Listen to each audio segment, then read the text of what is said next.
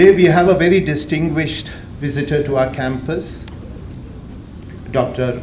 Anirban Ganguly, who is actually a product of our own Pondicherry environment, in that he studied in the ashram school. And as you know, there are two systems of education, or two philosophies of education, that have had very transformative effect on our youth. One, of course, is Sri Aurobindo's philosophy of education, and the other his Jiddu Krishnamurti philosophy of education. And both have been very successful in creating academic and other kinds of leaders, academic, political, social leaders. And here we have Dr. Anirban Ganguly, who is a product of our own ashram school, who has got a PhD from Jadavpur University, and he is the author of several books on contemporary politics, on the social transformation that is happening in India. He is the author of a very well-received book on Vivekananda and his philosophy of education, and he has done great work in propagating the ideals of Indian civilization, and of course the ideals of India has a social and has an intellectual power in its own right. This series of lectures is part of a program that is called New India Manthan, that is launched under the leadership program of the Ministry of Human Resource Development. And it is they who have taken the initiative to invite speakers from different fields of leadership, academic, social, entrepreneurial, and other kinds of leadership, in order to motivate the youth in a new direction. And as part of that program, we have started this program with Dr. Anirban Ganguly, and on behalf of Pondicherry University, I extend a very warm welcome to Dr. Ganguly. His presence here is inspiring, and I would like to take this opportunity to invite our Vice Chancellor to honor our distinguished guest with a shawl and memento.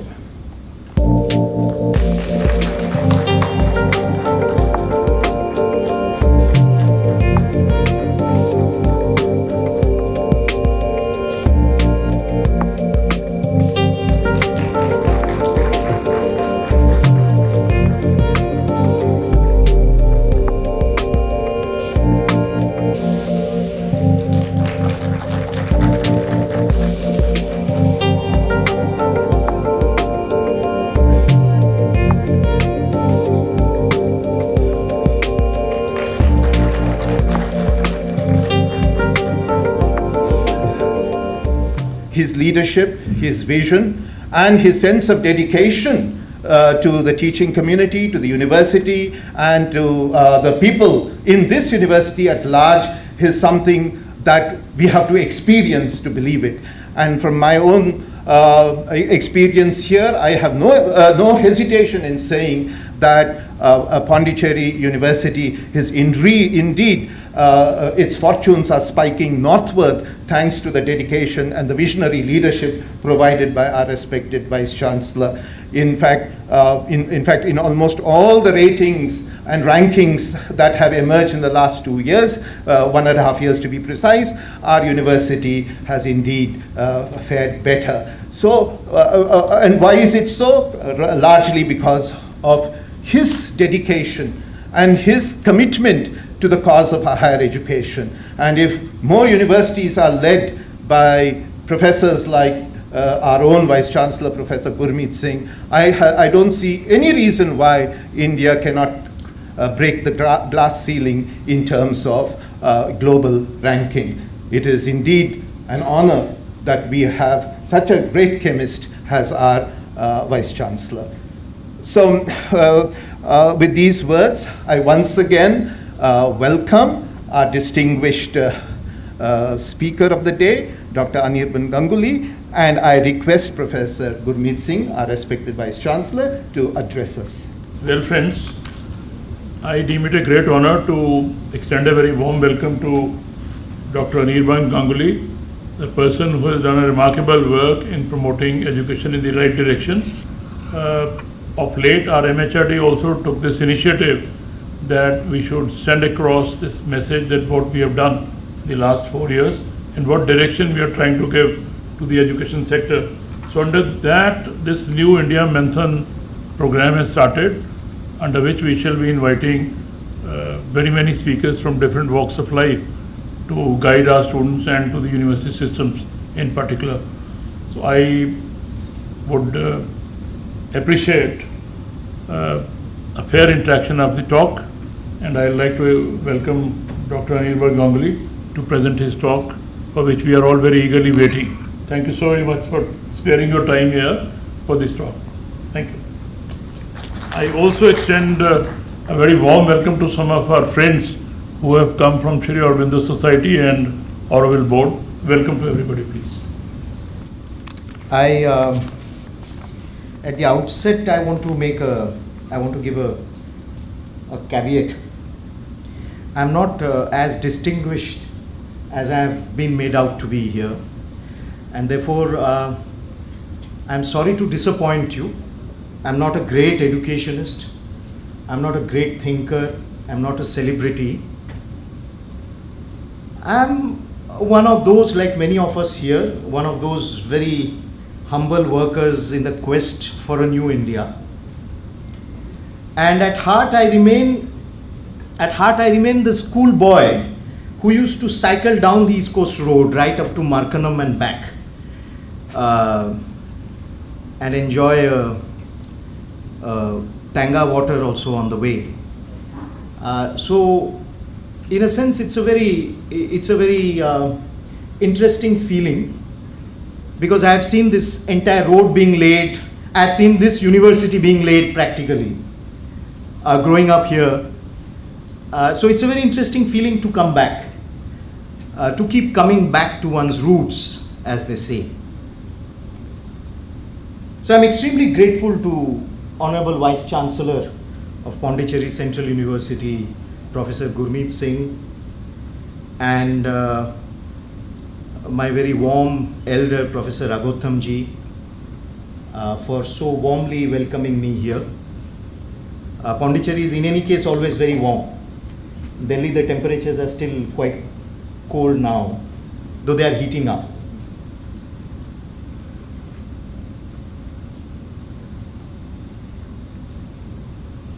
The basic fundamental of this vision of New India, what is this that inspires this vision of New India? And I'm not saying that I have this idea. I'm not saying that what I'm saying is definitive. But what I'm trying to say is my own understanding of what is New India. And before I begin, I want to make a historic point here, a point from history, is that Dr. Syama Mookerjee, one of the youngest vice chancellors of Calcutta University, he became vice chancellor at the age of 33, went on to become the first Minister for Industry and Supplies in Free India's first cabinet, a leading educationist. I think he was one of those active political leaders who never gave up being an educationist. Throughout his career, right from the late 1930s, right up to 1952 December, he passed away in 1953 June.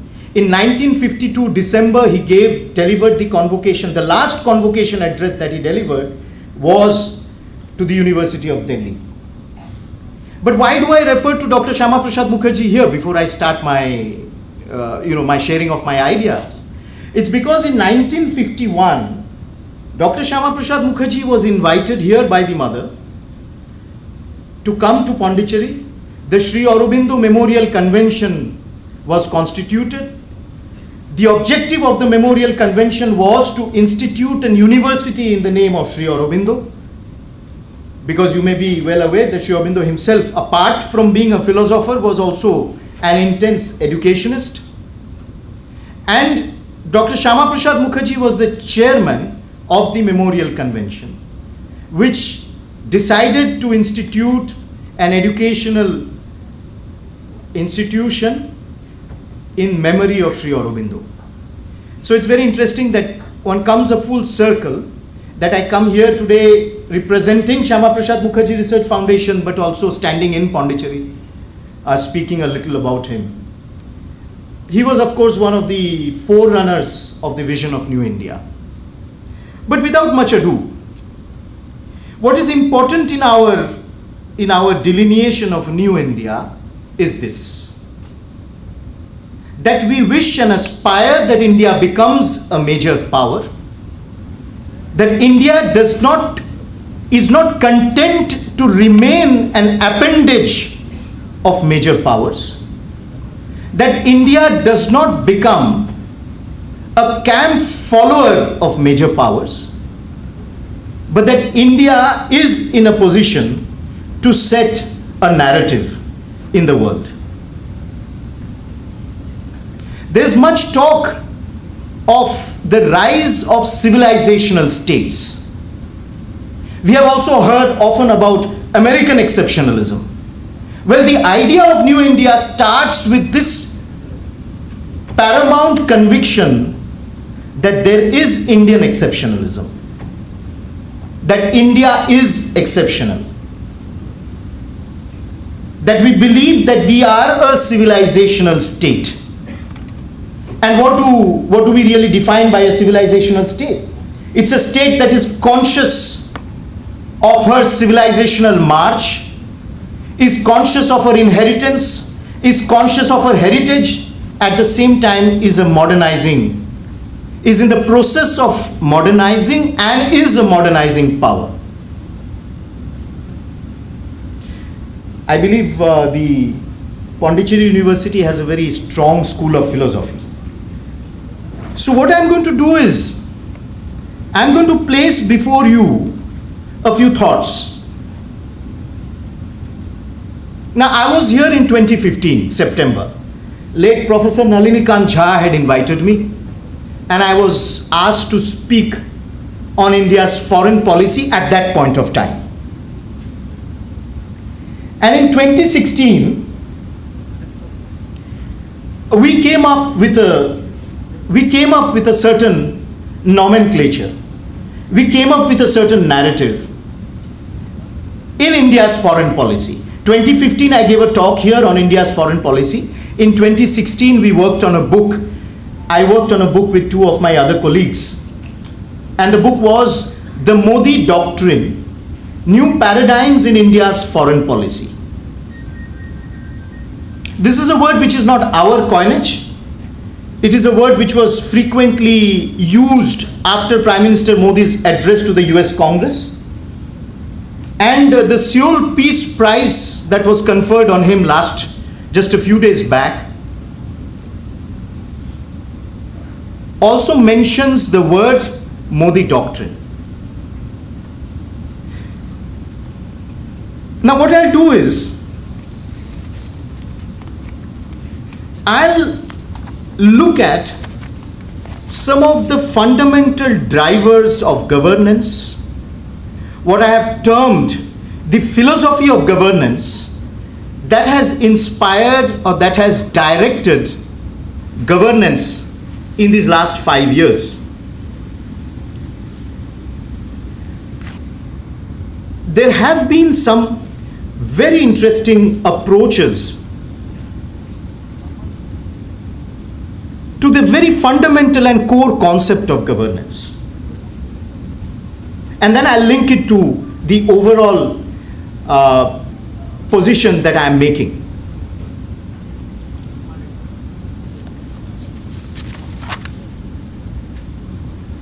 In the backdrop of what took place yesterday and what is ongoing today,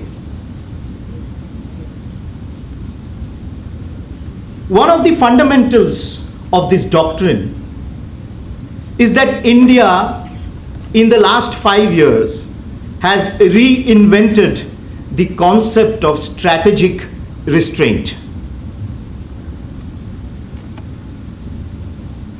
When Uri happened on 29 September 2016, there was a distinct difference from similar such episodes that had happened earlier. Uri 29 September 2016 was the first or rare preemptive strike India had conducted after receiving geographically and tactically exact intelligence on a group of terrorists about to cross into Indian territory and seeking to trigger acts of violence and terrorism. It was also the first such strike to be publicly acknowledged and owned up by the army and the government. Reinventing strategic restraint. Step 1. In the sense that it's not that, it's 1, 2, 3, but it's just that I'm making certain points, and this is one first point that I would like to make.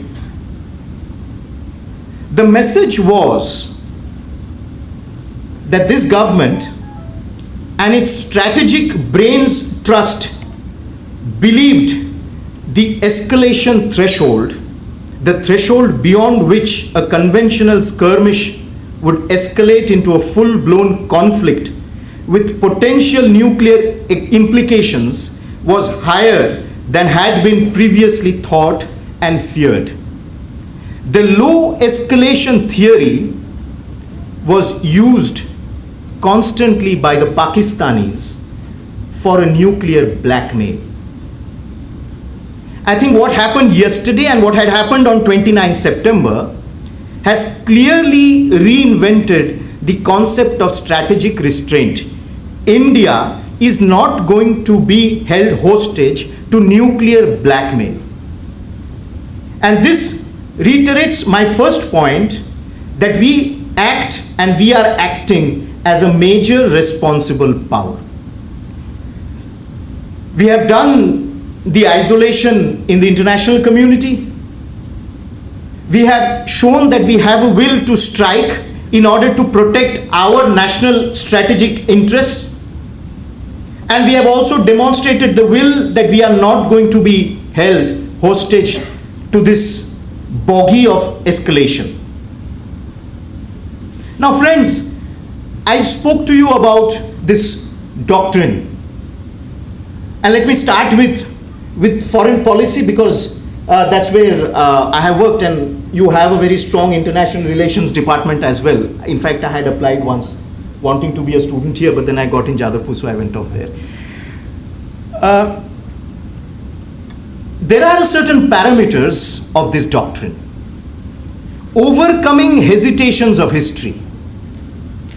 We are not held back in striking alliances or in striking partnerships by what has been our past historical experience.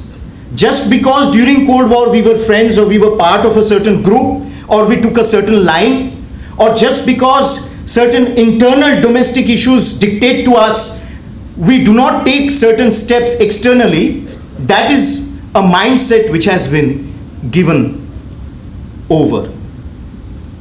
Pragmatic multiple alliances in pursuit of India's national interest. I can clearly do business to protect my defense, to protect my strategic interest. I can clearly do defense with the Russians, but at the same time, I have a great partnership with the United States. I do not hold back one partnership in the interest of the other. What guides me, what inspires me, is my own national strategic interests. Taking lead in forming international alliances. The Solar Alliance, the formation of the Solar Alliance is just one such example. India takes the lead in forming dynamic international alliances. Proactive strategizing and outreach in pursuit of India's national interest, de-hyphenation, and creating international opinion in pursuit of our strategic depth and autonomy. We request other powers we convince other powers to de-hyphenate their relationship with us vis-a-vis some specific other countries. And we succeed in that. Reaching the unreached. It's a very interesting step that Prime Minister Modi had initiated, was that throughout these 5 years, every single country has been visited by one minister or the other of the Indian Union. There were countries which for the last 70 years had not seen any ministerial visit. So one of those fundamental pillars of that doctrine is reaching the unreached. You create, establish first point contacts with nations regardless of how small in size they are. Friends, we had defined the Modi doctrine in foreign policy, and we had called it as based on 5 pillars. And these 5 pillars are, one can name them Panchamrit. I extensively elaborated that in my book and in course of various discussions. So the first pillar is Samvad, greater engagement and dialogue. The second is Samriddhi, that is shared prosperity. That India does not only strive for her own prosperity, but she talks in terms of shared zone of prosperities, as Prime Minister has done in the past. He looks at the neighborhood as a shared zone of prosperity. Well, in that, those who want to be prosperous can be, and those who want to be delinquent have also the freedom to be so. The third is Suraksha. The third is Suraksha, national, regional, and global security. The fourth is Sanskriti evam Sabhyata, civilizational and cultural connect. And the fifth is Samman, dignity. So I think what has happened is, in the last 5 years, if one were to look at it, if one were to delineate, map the outreach in terms of India's foreign policy and external relations, one clearly sees that outreach inspired, directed, and propped up by these 5 pillars. One can make a few enumerations. For example, our relation with Japan has been taken to the next level. India-US relations have seen a turnaround. In ASEAN today, India has become a cornerstone. There is an acceptance within ASEAN that if ASEAN is to survive, then India has to play a key and fundamental role. It is the first time, friends, that we hosted the India-Africa Summit in Delhi, where every African country's heads of state was present. It shows our commitment for dynamically engaging with those who have been on the margins or on the periphery hitherto. I do not want to elaborate because all of you are scholars in any case, but certainly our relation with China, one saw an example of that, and one could put all of it here, Suraksha and Samman, the way we handled Doklam. Because it was that handling of Doklam which made it clear that India is increasingly seen as a responsible power, not only willing to stand up for her national interest, but also eager to contribute to the global well-being. The Doklam episode with China and the mature manner in which India handled it, with firmness, shorn of rhetoric and chest thumping, sticking to international norms of doing things, not buckling under pressure, and earning wide support is in itself an example of how India has matured in its external dealings. There may be differences of interpretation, but I think this fundamental aspect cannot be disputed. Our relations with Sri Lanka, our relations with Bangladesh, the land boundary agreement pending since 1974, saw across the board support. Our relationships with Maldives, where you had the Indian Prime Minister going and attending the swearing in, having ensured that the democratic process in that country succeeds and triumphs ultimately. It is for the first time that the Forum for India-Pacific Islands Cooperation was constituted in 2014, and the Asia-Pacific Summit was organized. Pacific countries, Oceania, right there back of the beyond. But we evolved a dynamic forum for engagement, and the Asia-Pacific Summit proved that we are serious in not only reaching out to that periphery, but to seriously engaging with them. Friends, the concept of Asia-Pacific too has been redefined, has been restructured. Everyone, all major powers, the global community now refers to it as the Indo-Pacific.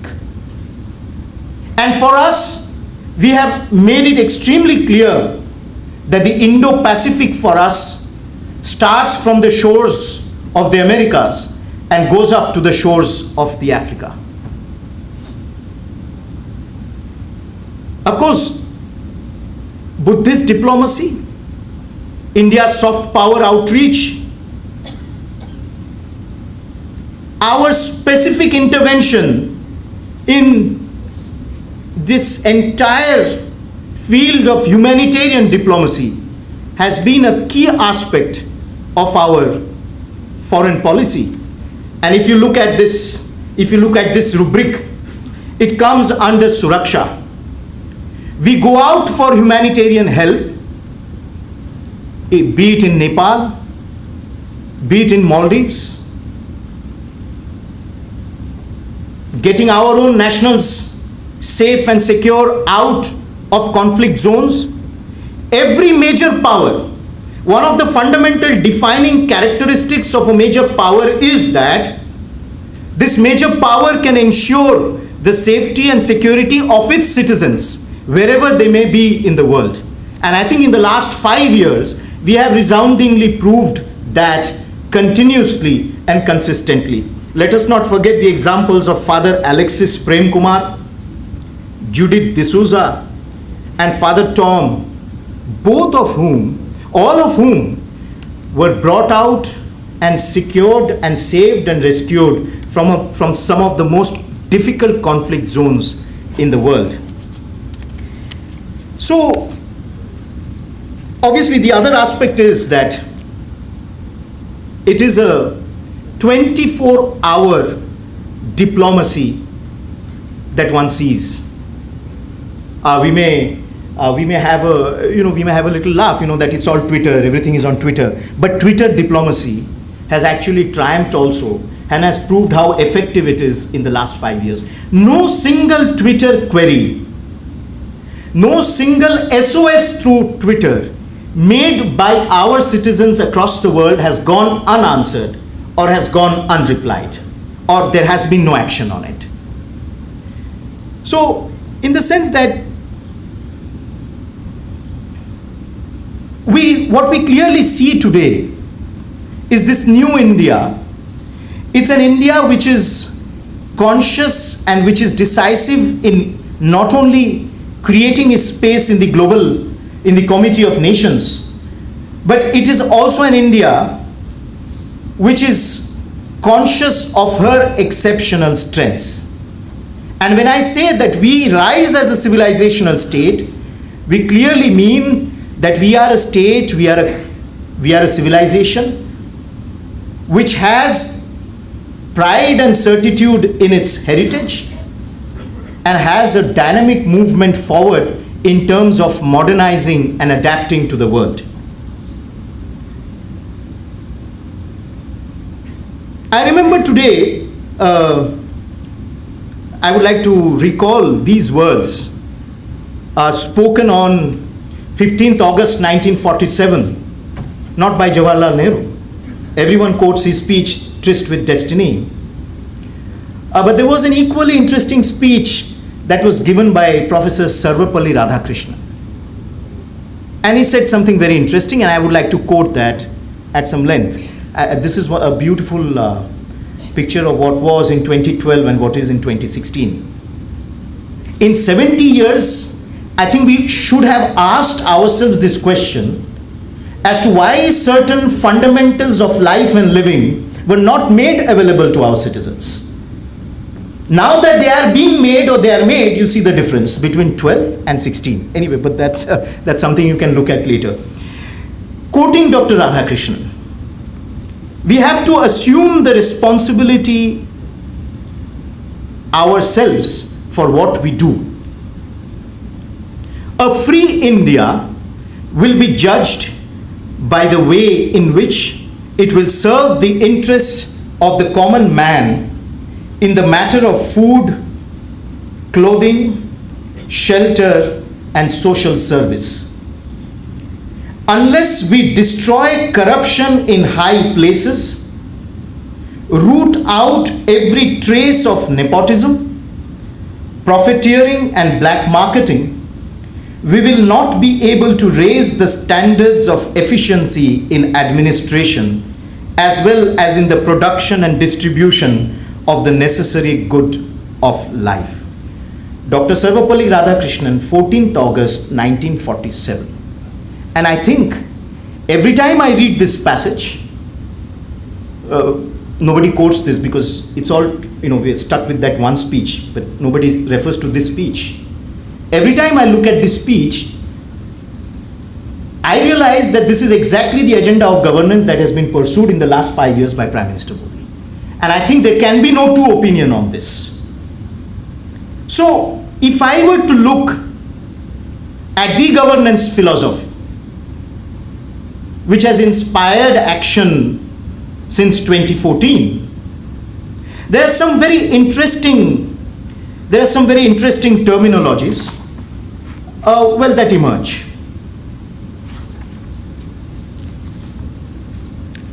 Prime Minister Modi has always emphasized on what he has termed Jan Shakti. I've made a very detailed study of his utterances, of his interventions.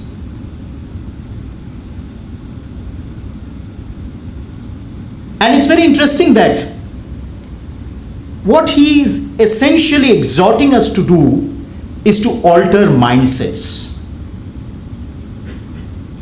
So whether that is coming back to the theme of Swachh Bharat, one realizes the importance of toilets. For the first time, it has hit us like a sledgehammer. The importance of toilets. We took these things for so granted, because you have all access to toilets. Cleanliness.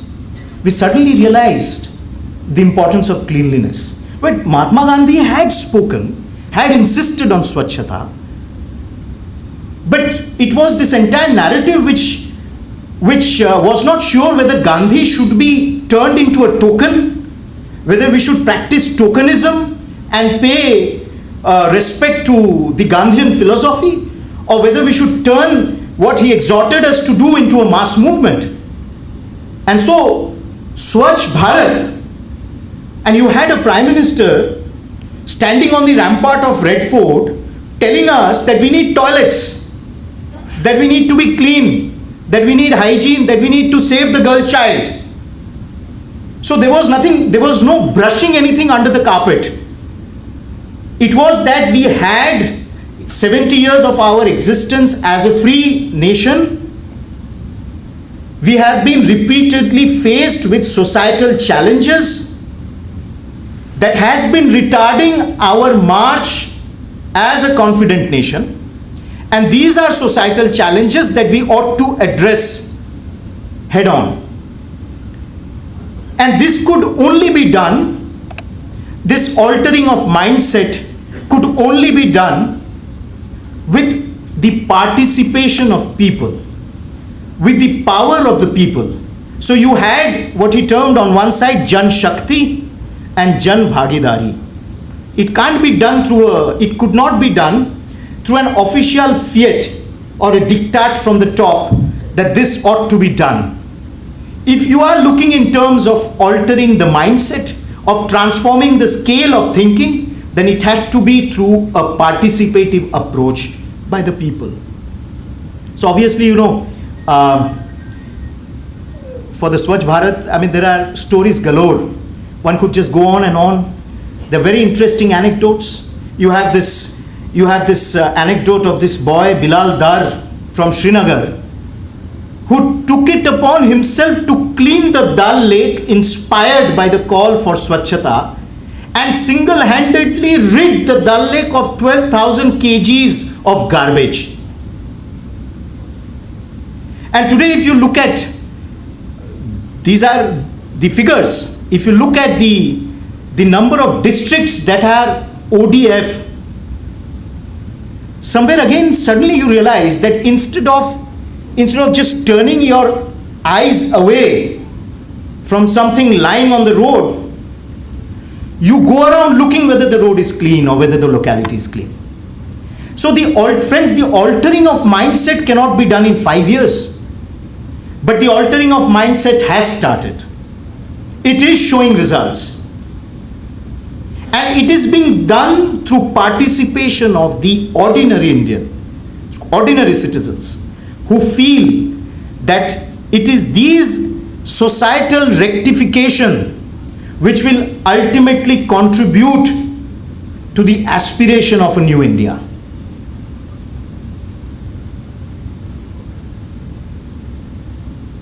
The other is a transformation of the narrative in terms of development. In the Prime Minister's approach, and in the last 5 years, all the major schemes that have been undertaken, the transformative initiatives that have been started, and speaking about altering of mindsets, I mean, I think this has been quite often repeated, and I don't want to keep repeating it, but it's been quite an achievement to tell the middle class, to tell all of us to give up our subsidies. Not since Lal Bahadur Shastri, I think, such a major mass movement saw the majority of the Indian middle class give up that little privilege, that we had of that gas, that 150 rupees, something like that.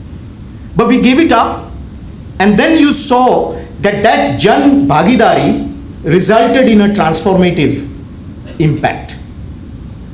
Now, the other is this entire narrative of development. Even when he was Chief Minister of Gujarat, I mean, I have written all this, it's there. It's not that I'm saying these things because I have to talk to you today. He was very clear that it is the poor who have rights over resources. What I mean to say, the approach to development is not denominational. It is based on needs, it is based on standing, it is based on the level in society. And I think it is extremely clear that when he says that a government is formed by majority, Bahumat, but it is run by Sarvamat, consensus. And that is where, friends, I bring in the idea of Team India, which is essential for a new India. There is this stout, tenacious respect for the federal spirit and structure of the Indian Union. It is the strength of cooperative federalism. regardless of what the political narrative is. The implementation and the working out of the GST is the best example of how Team India functions. Within the GST Council, within the confines of the meeting, every finance minister, every representative of a particular state government, over the period and even later when the GST was being conceived, implemented and then further modified, improved, was being consulted, their views were being taken into account and were then being implemented in it. Political narrative for others may be something else outside the room, but inside was a perfect example of how Team India was actually being worked out. So therefore, I think I have yes, I think I have perhaps now overshot my time also. In New India, what is essential is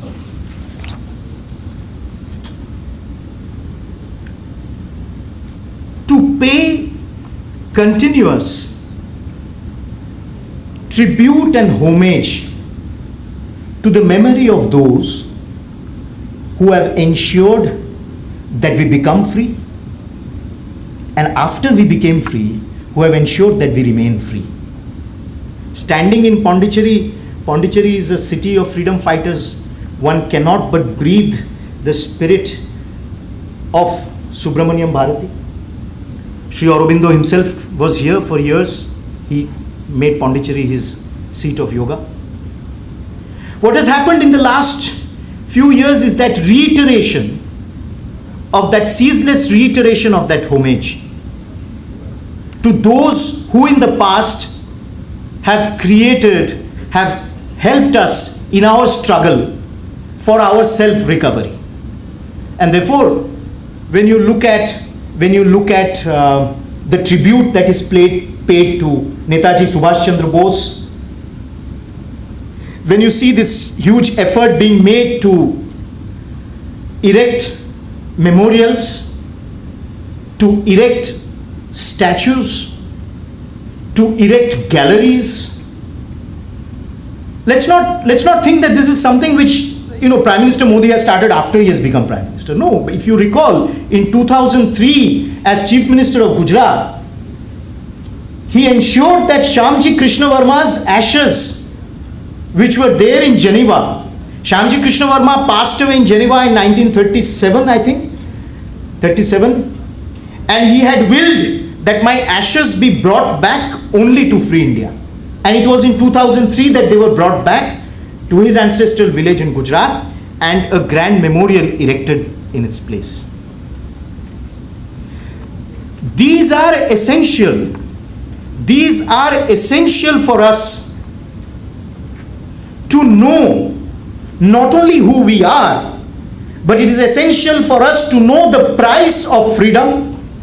It is essential for us to know what it makes, what is required to protect that hard-earned freedom. Friends, I think in New India, it is this consciousness of the past, this consciousness of the preciousness of our freedom, it is this which also drives and inspires. So we should not look at it in isolation. And these inanities of these arguments, Sardar Patel's statue, well, what does it make us? I mean, how is it helpful? No, it's not helpful. Okay, Sardar Patel's statue is not helpful, so we keep on paying obeisance to the Statue of Liberty. Oh wow, have you seen the Statue of Liberty? Great. But it never occurred to us that we needed to have our version of the Statue of Freedom, of this man who ensured that we survived as a free and united country during the most difficult phase of our existence as a nation. So I think in this march of New India, we are more and more going to give tribute to those who were marginalized in history, forgotten over the years, because as many of us say, because even the narrative of the history of the freedom movement was controlled by a certain group, or was controlled by a certain class of historians who, though democratic by profession, were most undemocratic when it came to free debates in history. In the end, I think the basic struggle now, the basic struggle in the vision for a new India is the struggle between the politics of self-alienation and the politics of service. And it's a very interesting nomenclature. The politics of self-alienation deroots you. The politics of self-alienation leads you to question the very existence of your nation. The politics of self-alienation regards common people in low estimation. It regards them as backward, superstitious, ignorant, illiterate, and therefore they need to be liberated, quote unquote.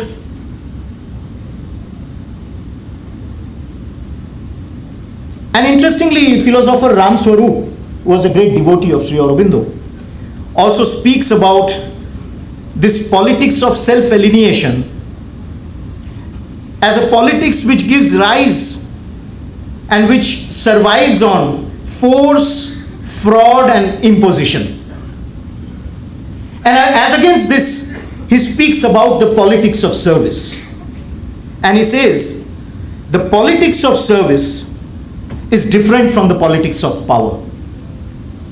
It requires the capacity to see in common people, even in the midst of their poverty, a new dignity and beauty, new qualities of the mind and the heart.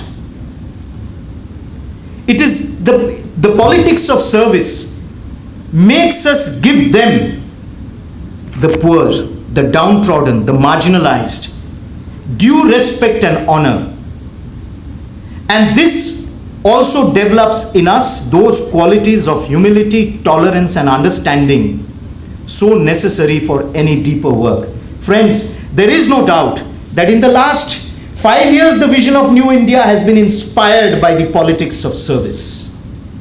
And if I may end with Prime Minister's own words spoken in the 70th year of our independence. When was it? 70th year of independence? 70 years of independence? सोचा वहाँ से थोड़ा जोर से आएगा तो चलिए. So in the 70th year of independence, I think this sets the goal, the vision of a new India. He said, Bharat Jodo, unite India, irrespective of caste, community and religion. We are one India. And we must unite our energies and will to rid India of the corrosion of poverty, dirt, corruption, terrorism, casteism, communalism, and to create a new India of our dreams by 2022. Friends, I do not know whether I've really made any sense, but I think it is very essential to understand the deeper driving philosophy of this new India.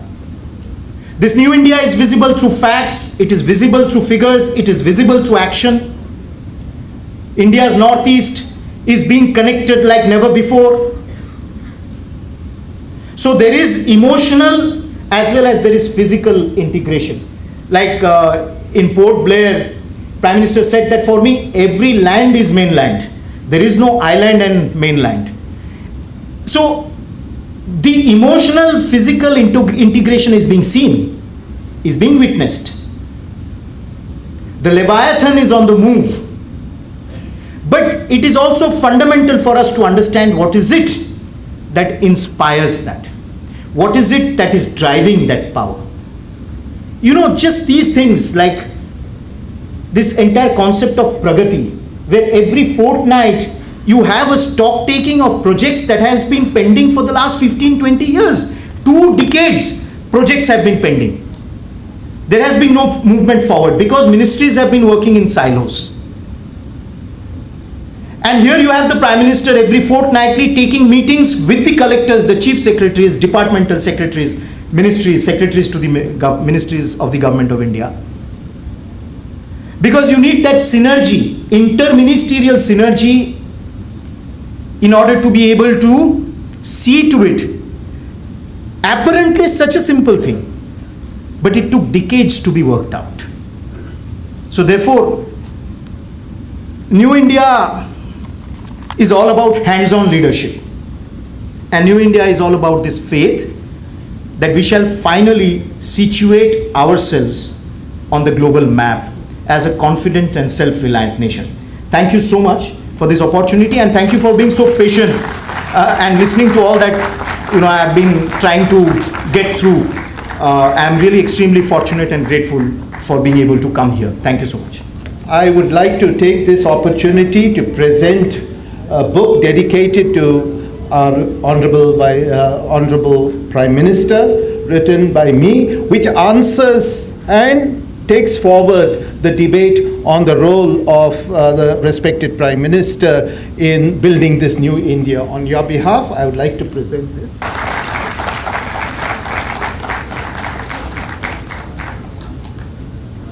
This is a collection of my essays that start from 2008, and it answers each and every criticism that has been leveled against our Prime Minister. And it also answers some of the questions that Dr. Anirban Ganguly had raised about the writing of history in our country. It is an interesting book. It is also available on Kindle, Amazon Kindle. Our Vice Chancellor, on behalf of the university, will be presenting the memento to our distinguished speaker of the day.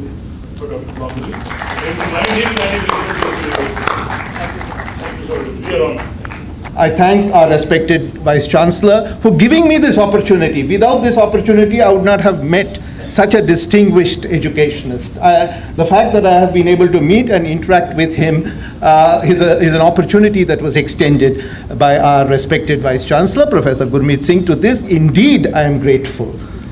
Then I am grateful to the Ministry of Human Resource Development that has instituted this program called Leadership Talk Program, which is and as a part of which Dr. Anirban Ganguly has come here and presented his views to a wide cross-section of our university population, particularly the students. This is a new initiative taken by our Human Resource Development Ministry, and I think it deserves our thanks for having included us in the list of central universities to which this program has been extended. And next, I think sometime towards the middle of March, we have the director of Prasad Bharati, who is also coming here in this program. So our thanks to the Ministry of Human Resource Development, and a deep sense of gratitude to Dr. Anirban Ganguly, a homeboy who has returned to his university. He is, as I said, a product of our ashram school, and the eloquence with which he spoke to us, and the command over facts and figures, and the manner in which he presented should be a very convincing testimony that good education does lead to good leadership. And I've always stressed that. Good leadership requires good education.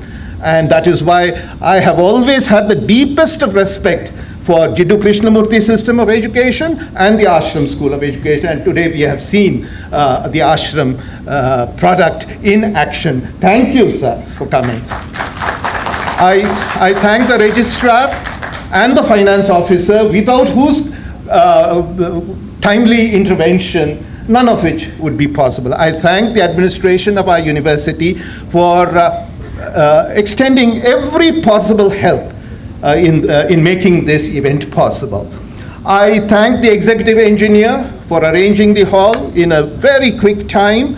I thank the electrical wing of our university. I thank the computer center headed by our very own Ashok Stanislas for having made it possible, and Palnivel and Rajesh Khanna for making that live link with MHRD possible. This is, technologically speaking, something that even I was not aware of, but the whole thing is being streamed live, and I thank our computer center and our media center for making it possible.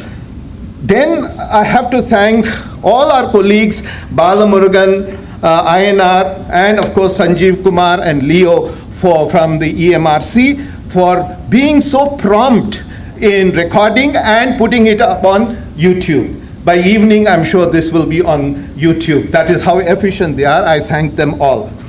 I thank the office staff of my Office of the Dean of the School of Social Sciences and International Studies, Suguna and Devendran, for extending every help. The secretariat that managed this program is actually the secretariat of the Human Resource Development Center, and I thank my colleague, Dr. Panch Ramalingam, who took charge of all the nitty-gritty of managing this event. I thank Shiva, because in the afternoon we got word that certain banners have to be put up to brand this particular program, and Shiva went in and did it in record time. 15 minutes we were able to do it, which shows that when there is a will, there is always a way. Thank you. And of course, my Govindan, who has done multiple trips today between the Silver Jubilee campus and this place, and of course Angalan and Sundaram. Last but not least, I must thank the press, which was managed by our public relations officer, our very own dynamic Mahesh. And I believe today's program has been put up on several of our newspapers, and of course there will be a write-up in the English as well as the vernacular newspapers. And last but not least, I must thank all of you for taking the time out to be here with us.